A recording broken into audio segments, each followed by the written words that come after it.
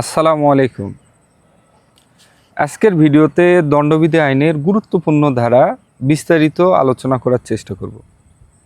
দেখেন, প্রতি বছর যে আমাদের প্রশ্ন আসে ঘুরে ফিরে কিন্তু এই যে কিছু গুরুত্বপূর্ণ ধারা আছে, এই ধারা রিলেটেড মানে ধারা থেকেই প্রশ্ন আসে, কিন্তু প্রশ্নটা আর সেম আসে না, প্রশ্নটা একটু ঘুরায় পেঁচায় দেয়। আমরা যদি ধারাটা সঠিকভাবে সহজে যদি বুঝে পড়তে পারি, তো এই ধারা রিলেটেড যে কোনো প্রশ্ন আপনি অ্যান্সার করতে পারবেন। দেখেন, মনে করেন বোঝার খুবই গুরুত্ব আছে। মনে করেন এখন ফুটবল খেলা হচ্ছে, বিশ্বকাপ ফুটবল হচ্ছে, মনে করেন আমি রাস্তার পাশে বা আপনি এটা ফুটবল মাঠের পাশে দাঁড়িয়ে আছেন, একজন বিদেশি আসে আপনাকে বলতেছে যে চলো খেলি। সুন্দরী একটা বিদেশি মহিলা আপনার খেলার জন্য ডাকতেছে, আপনি তার ভাষা বুঝলেন না, আপনার মন চাইলেও আপনি তা বুঝতেই পারলেন না, আপনার তার অ্যান্সার মানে কোনো উত্তরও দিলেন না। সে পাশে দাঁড়িয়ে আছে, আরেকজনের বলল যে খেলার জন্য, মাঠে ফুটবল খেলার জন্য, সে তার সাথে চলে গেল। এখন এখানে যদি আপনি বুঝতেন তাহলে ঠিকই আপনি যাইতেন, তার সাথে খেলতে পারতেন। ঠিক তেমনই পরীক্ষার হলে প্রশ্ন, মনে করেন আপনি অনেক কিছুই পড়ে গেছেন, কিন্তু প্রশ্নটা যদি না বুঝতে পারেন, আপনি ওই যে ধারা আসলে কোন ধারা হবে না হবে এটা ঠিক মতো দিতে পারবেন না। তো মন চাইলেও, মন তো চাইবে, র্যাঙ্কের জন্য তো মন চাইবেই, মন চাইলেও কিন্তু এখানে কাজ হবে না। আপনি যতই পড়েন, শোনেন, অনেকে আছে দেখবেন রাত দিন সমান করে পড়ে, অনেক ধারা জানে, যেই ধারাই হোক, এই অমুক ধারায় কী আছে, অমুক ধারায় কী আছে, মানে ঠোঁটস্থ সব বলতে পারে, কিন্তু এই যে পরীক্ষার হলে গিয়ে ভালো রেজাল্ট হয় না। ঘুরে ফিরে দিন শেষে আসে কি বলে যে আসলে ভাগ্যে ছিল না, ভাগ্যেরও ব্যাপারে এই সে অনেক কিছু। আমার একটু বাস্তবতা বলি, আমি যখন পরীক্ষা দিছি, আমার 2022 সালে কিন্তু পরীক্ষা দিছিলাম। তো এই সময় কম বেশি যাই হোক, অনেকেই বলে যে এই সময় নাকি খুব কঠিন কোশ্চিন হয়েছিল। আমরা যখন পড়ছি, সত্য কথা যেটা, আমি মজো ক্যান্টিনে, যারা চিনেন রাজারবাগের মজো ক্যান্টিন ছিল ছয়তলা, এই ছয়তলা থেকে নামতে নামতে এক একটা আইন রিভিশন দেওয়া শেষ না হওয়া পর্যন্ত নামিনি। বিশেষ করে আমার মনে আছে রমজানের সময়, সেহরির সময় আমরা ঘুম থেকে উঠে ওই যে মজা ক্যান্টিনের ছয়তলা থেকে নামে কিন্তু আমাদের সেহরি নিতে যাইতে হতো। বিশেষ করে 3 নম্বর গেটে ওখানে একটা হোটেল ছিল, ওখানে রান্না করা ভারী মানে ভালো হইতো, তো ওখানে যাইতাম। তো সেই সময় আমার মনে আছে যে ছয়তলা থেকে নামবো, ছয়তলা থেকে উঠবো, এই যে রিভিশন, মনে মনে রিভিশন শেষ না হওয়া পর্যন্ত নামিনি, অথবা ওঠার সময়ও মনে করেন রিভিশন না হওয়া পর্যন্ত এই ছয়তলা উঠিনি। ওয়েট করতাম যে যদি কম বেশি সমস্যা হয়েছে, অনেক চিন্তা করে করে সেটা না করা পর্যন্ত, সমাধান না করা পর্যন্ত এই ছয়তলা থেকে আমরা চলে যেতাম না। তো যাই হোক, ডেডিকেশান থাকতে হবে, পরিশ্রম করতে হবে। পরিশ্রমের তো কোনো মানে প্রশ্ন আসে না, পরিশ্রম 100% করতে হবে। তার সাথে যেটা বলতেছিলাম যে পরিশ্রম করার পরও কিছু বিষয় আছে, যে টেকনিক আছে, আবার ওই যে ধারার যে মর্মগুলো, যেগুলো মেন মেন বিষয়, সেগুলো বুঝে রাখতে হবে। না হলে আপনার পড়লেও এখানে সঠিক ধারা প্রয়োগ করতে পারবেন না। তখন মানে কি বলবো, আপনার ওই যে মন ভেঙে যাবে এক প্রকার, বুঝছেন। কিন্তু কখনোই আল্লাহকে দোষ দেওয়ার চেষ্টা করবেন না। বলবেন যদি পরীক্ষায় খারাপও রেজাল্ট হয়, চেষ্টা করবেন নিজেকে দোষ দেওয়ার, যে আমারই কোনো না কোনো জায়গায় হয়তো বা কোনো কমতি ছিল, যার জন্য আমার আজকে রেজাল্ট হয়নি। যে ইনশাল্লাহ যাই হোক, আমার আশেপাশে ব্যাটসম্যান অনেকেরই তো হয়েছে, তারা তো আর আল্লাহর মানে প্রেরিত অন্য কোনো দূত না, যে না ওদের জন্য আল্লাহ আলাদা স্থায়ী কোনো মানে এক্সট্রা কোনো কিছু ওই ব্রেনের মধ্যে চিপস লাগাই দিছে, যার জন্যে তারা এই রেজাল্ট ভালো করে। পরিশ্রমের মানে হাল ছাড়া যাবে না। এবার হয়নি, পরের বার হবে, কিন্তু লেখাপড়া এখন থেকেই চালিয়ে যাইতে হবে। ওই পড়ার আগে আগে আপনার ওই কী বলে রুটিন দিবে আর দিবে, আর মাথায় আপনার হয়ে যাবে, মাথা ঘুরে যাবে, তখন থেকে পড়বেন, এটা করা যাবে না।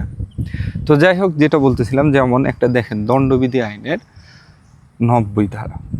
দণ্ডবিধি আইনের 90 ধারা মূলত সাধারণ ব্যতিক্রমের মধ্যে পড়ে, তাই না? 76 থেকে 196 পর্যন্ত দণ্ডবিধি আইনের এই যে অধ্যায় 4, এটা সাধারণ ব্যতিক্রমের মধ্যে পড়ে। আমি অত ওই দিকে যাচ্ছি না, আমি জাস্ট 90 ধারাকে ফোকাস করতেছি। দেখেন, 90 ধারা যখন দেখবেন, ওখানে একটা বিষয় বলা আছে যে ভয় ভীতি দিয়ে যদি সম্মতি আদায় করে, সেটা কিন্তু সম্মতি হিসেবে গণ্য হবে না। ওখানে শুধু ভয় ভীতি না, আরও অনেক কিছু বিষয় আছে, আমরা প্রত্যেকটা বিষয় জানবো। যেমন ভয় ভীতি যদি দেয়, দিয়ে সম্মতি আদায় করে, অথবা এই যে ভ্রান্ত ধারণা দিয়ে যদি সম্মতি আদায় করে, অথবা তিনি যদি পাগল হয়, অপ্রকৃতস্থ হয়, অথবা মাতাল অবস্থায় মানে ওই যে প্রমত্তার কারণে যদি হয়, বা 12 বছরের কম যদি কোনো শিশু হয়, সে যদি সম্মতি দিবে সেই সম্মতি হিসাবে গণ্য হবে না। এখানে এই ধারার প্রয়োগটা কিভাবে দেখেন প্রশ্নের সাথে আসবে, আমরা এটা খুঁটিনাটি আজকে জানার চেষ্টা করব। জাস্ট আমি মনে করি আপনারা আমার যেই ভিডিওগুলো দেওয়া আছে, আশা করি একটা ভিডিও শুরু থেকে শেষ পর্যন্ত পড়লে মোটামুটি একটা আইডিয়া পাওয়া যাবেন যে আইন আসলে কঠিন না, আইন কিন্তু অনেক সহজ। দেখেন এখানে একটা বিষয় বলছে ভয় ভীতি দেখে যদি সম্মতি নেয়, এটা সম্মতি হবে না। মনে করেন একজন হুজুর, মনে করেন হুজুর সাহেব, আমার বড় ভাই, মনে করেন হুজুর কি হয়েছে, বরিশাল থেকে আসতেছে, রাস্তার মধ্যে এই যে রাতের বেলা ওয়াজ করছে রাত 12টা পর্যন্ত। ওয়াজ কিন্তু শেষ হয় সাধারণত আপনার ওই যে রাতের বেলায় ওয়াজ শেষ হয়, তাই না, রাত 12টা 1টার দিকে। তো ওয়াজ শেষ করে আসতে লাগে, রাস্তার মধ্যে মনে করেন ডাকাতে ওই হুজুরে ধরছে। ধরার পর এখন দেখে যে ওই মাইক্রোটা থামাইছে, থামানোর পর দেখে যে ওরে বাবা এটা তো হুজুর সাহেব, এখন কী করবে। এখন যেহেতু থামাই ফেলছে, টাকা পয়সা এলা যা আছে তো নিবেই, কিন্তু হুজুর সাহেব যায় মনে করেন হাসাটা আছে, হাসাটা কি করছে, জানলাটা খুলছে মাইক্রো, ঘাড়ের উপর রেখে বলতেছে, হুজুর সাহেব সালামু আলাইকুম, রাগ করেন না, আমরা তো মনে করেন পেটের দায়ে আসছি, গরিব মানুষ, তে কী অবস্থা, কাছে কি কোনো কিছু আছে না, না আছে। এখন হুজুরের তো অবস্থা খারাপ, বড় একটা হাসা তার গলার সাইডে তো রাখিয়ে দিছে, কিন্তু সালাম কালাম শ্রদ্ধাও জানাচ্ছে। এখন ও বলছে যে হ্যাঁ হ্যাঁ বাবা, এই মহাফিল করে আর করে এই সেই টাকা টুকা মোবাইল টোবাইল এই আছে, তো কয় যে আমাদের বাড়ির তো খুব অভাব, দিলে আনা ভালো হয়, আর না দিলে তো কী করি না করি, মাথা তো কাজ করে না। না না না, যা আছে সব নিয়ে যাও, তোমাদের অভাব আর এই সেই, আমার এগুলো টাকার দরকার নেই, আজকে ওয়াশ করছি, মাসে 30 দিন না, এর মধ্যে একদিন নিলা সমস্যা কি। অথচ হুজুর কিন্তু এই যে সম্মতি দিচ্ছে, এখানে কিভাবে সম্মতি দিচ্ছে, ওই যে হাসাটা গলার মধ্যে আছে, তার কিন্তু আত্মা ওদিকে শুকাই গেছে। তো ওই ডাকাতেরা হ্যাঁ ঠিকই আছে, ওই সব কিছু নিল, নেওয়ার পর আবার হুজুর বলতেছে, হুজুর রাগ করলেন নাকি, না বাবা না রাগ করেন, তাহলে দোয়া করেন। হুজুরকে ওখানে দোয়াও পড়ে নিছে, বুঝছেন। ওই হাসাটা পরে দোয়া যখন শেষ করেছে, হাসাটা তুলে আনছে, হুজুর থেকে দোয়া করাই নিছে যে আখিরাতে পর্যন্ত জানে এটার তার দাবি দেওয়া না থাকে, সে হুজুর মাফ করে দিছে, এটা ওর কাছ থেকে করাই নিছে। এই যে ডাকাত দলেরা ওই হুজুরের ঘাড়ের উপর ইয়ে রাখে যে এই যে হুজুর কিন্তু নিঃসম্মতি সব কিছু দিয়ে দিল, এখন এখানে কি এই ডাকাতের এটা অপরাধী হবে না, ডাকাতি কি হবে না, হবে কি হবে না, সেটাই এই 90 ধারার এখানে আসে ডিটেলসে মূলত বোঝানো হয়েছে যে এই যে ভয় ভীতি দেখায় যে সম্মতি নিছে, হুজুর তো নিজে নিজে দিল, তারপরে এই সম্মতি হিসেবে গণ্য হবে না। এখানে মূলত ওই ডাকাতের ওই যে নেওয়া, এটা মূলত ডাকাতের অপরাধী চলে যাবে, এটা কি, এটা এই সম্মতি হিসেবে গণ্য হবে না। আবার দেখেন ভ্রান্ত ধারণা, এই যে ভ্রান্ত ধারণা মূলত দেখেন আপনারা অনেক সময় দেখবেন যে এলাকার মধ্যে আজান দিচ্ছে, একটু ওয়েট করেন। হ্যাঁ, যেখানে শেষ করছিলাম যে ভ্রান্ত ধারণার মাধ্যমে যদি কেউ সম্মতি দেয়, সেই সম্মতি হিসেবে গণ্য হবে না। দেখেন অনেক সময় দেখবেন যে গ্রামগঞ্জে সাপ খেলা দেখাতে আসে, সাপ খেলা দেখানোর সময় দেখবেন যে ওই যে সাদা লজ্জাপতির গাছে শিকড় দেখায় বলে যে এটা হাতে রাখলে আর সাপ কামড় মারবে না, এই সেই অনেক কাহিনী, তাই না। তো মনে করেন আপনি সাপ খেলা দেখতে গেছেন, বা আপনার বন্ধু সাপ খেলা দেখতে গেছে, দেখে ওই হকারির মতো মনে করেন সাদা লজ্জাপতির গাছ বিক্রি করবে। এখন বলছে যে এই সাদা লজ্জাপতির গাছ যদি হাতে রাখেন, আর যদি এই সাপ যদি গলায় পেয়েছেন, সাপ কামড় মারবে না।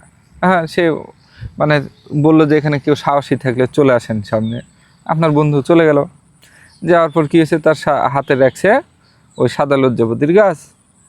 এখন এই যে সাদা লজ্জাপতির গাছের ওই যে শিকড় দেওয়ার পর গলায় দিছে, পেঁচে দিছে হলো গোমা সাপ না কি সাপ বলে, যাই হোক সাপ গলায় পেঁচে দিছে, দেওয়া 2 সেকেন্ডের মধ্যে মারছে কামড়। এই কামড় মারার পর সে মারা গেল।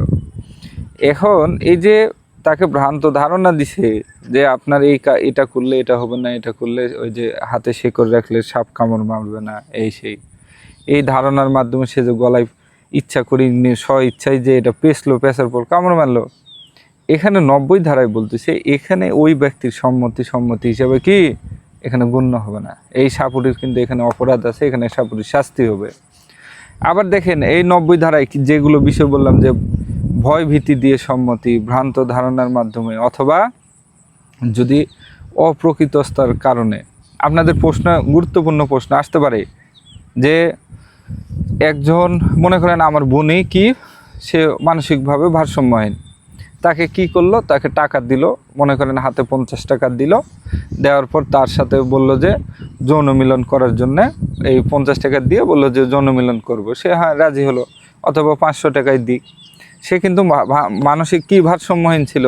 তাকে টাকা দেওয়ার পর সে সম্মতি সহকারে, ইচ্ছা সহকারে দুজনে যদি যৌন মিলনও করে, এটা কিন্তু ধর্ষণ হিসেবে গণ্য হবে। কারণ এখানে ও মানসিক ভারসাম্য হওয়ার কারণে সে সম্মতি দিল, এই সম্মতি হিসেবে গণ্য হবে না। অথবা দেখেন এই ধারার আরও বিষয় যদি বলি, যে দেখবেন যে সাধারণত বলে কি ওই যে যারা নেশা করে একটু পানি টানি খায়, তাই না, তাদের নাকি ওই যে মন বড় হয়। একজন মদ খাইছে, মদ খেয়ে একবার ওভারলোড, মানে মাথা ঠিক মতো কাজ করতেছে না, সে আসে বললো যে এই যে আমার গাড়ির চাবি আচ্ছা তুমি রাখো, তোমাকে দিয়ে দিলাম, যাও গিফট করলাম।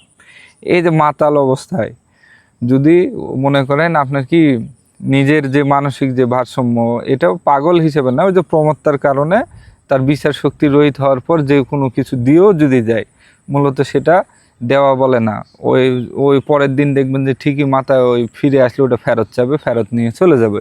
ঠিক তেমনই এই যে প্রমত্তার কারণে যদি বিচার বুদ্ধি রহিত হয়, এরপরও যদি যে সম্মতি দিবে ওই সম্মতি অনুসারে কোনো কাজ হলে ওটাও সম্মতি হিসেবে গণ্য হবে না। আবার 12 বছরের যারা কম, তারা যদি সম্মতি দেয় এবং তাদের সম্মতিও সম্মতি হিসেবে গণ্য হবে না। তাহলে দেখেন এই 90 ধারা খুবই গুরুত্বপূর্ণ ধারা। এই ধারাটা মনে রাখবেন যে কীভাবে সম্মতি দিলে ওই সম্মতি হিসাবে গণ্য হবে না, সেটা বলছে দণ্ডবিধি আইনের 90 ধারাতে। তারপরেও কারো কোনো প্রশ্ন, কোনো সমস্যা থাকলে আপনারা কমেন্ট করবেন। সবাই ভালো থাকেন।